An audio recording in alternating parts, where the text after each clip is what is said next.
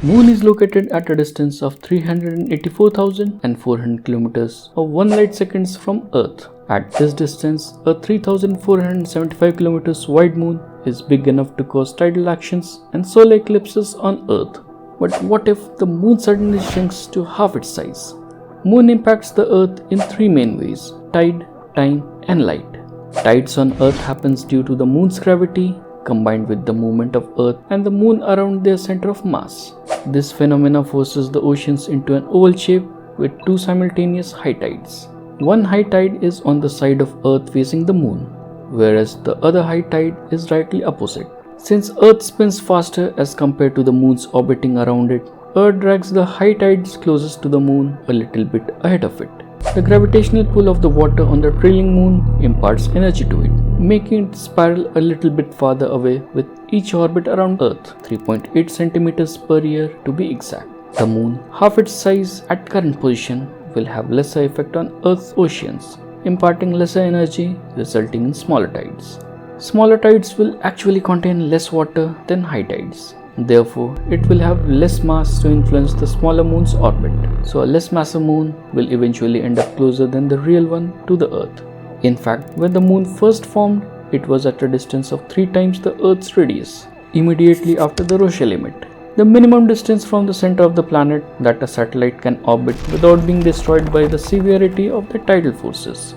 But at present, the moon is at a distance of 60 times the Earth's radius. The energy given to the moon comes from the Earth's rotation, and to compensate that energy loss, Earth is slowing down. In other words, days are getting longer. At the present size, the moon increases the length of our day by 2.3 milliseconds per century. In fact, 4.5 billion years ago, a day was only 5 to 6 hours long on Earth. If the moon had been less massive, Earth would not have slowed down as much. Weaker tides would also have caused lesser erosion of Earth's land masses, and the continent's shorelines would likely look quite different. Less soil and minerals from land leaching into the ocean might have had profound effects on the origin of life too. Some organic compounds thought to have seeded life may not have made it into the primordial soup of the early oceans, which will also have mixed less thanks to the reduced tides. The larger portion of the light we receive at the night time is from the moon. A full moon is about 0.000263% as bright as the sun, bright enough to illuminate our night sky. The impact of moon on light can also be seen through eclipses, solar eclipse to be exact. A solar eclipse occurs when the moon passes between the earth and the sun, thereby obscuring the view of the sun from the small parts of the earth totally or partially. Moon is positioned at just the right distance between the Earth and the Sun for its diameter to completely block out the Sun during a total solar eclipse. Most solar eclipses are annular, meaning that the Moon only partially blocks the Sun. Annular eclipses happen approximately 3 to 5 times a year, whereas total eclipses only occur about once a year. But what will happen if the Moon had only grown to half its present size? A 1700 km wide moon at present distance from the Earth will never be able to cause total solar eclipse. But a less massive moon will also orbit closer to the Earth, enabling the moon to cause total solar eclipse.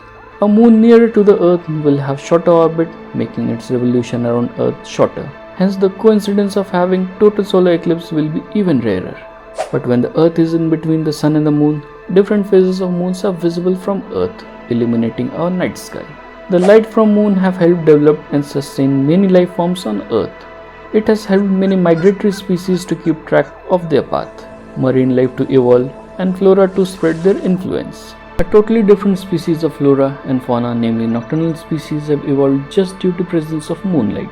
A smaller moon may not have the similar effect on different plants and animal species, as it would not appear bright enough at the present distance from the Earth. A smaller moon means less scattered sunlight at night, which also means darker night times. Whatever life forms did evolve on this altered Earth will have had to develop bigger and more sensitive eyes to help them navigate, forage, and spawn at night under this faint lighting. A present-sized moon helps Earth in many different ways. Large moon stabilizes planets.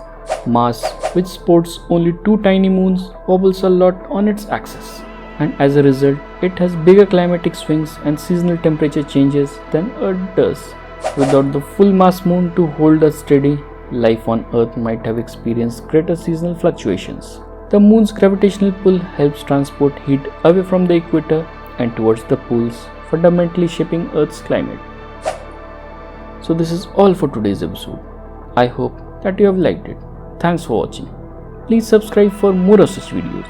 See you in the next episode. Till then, take care.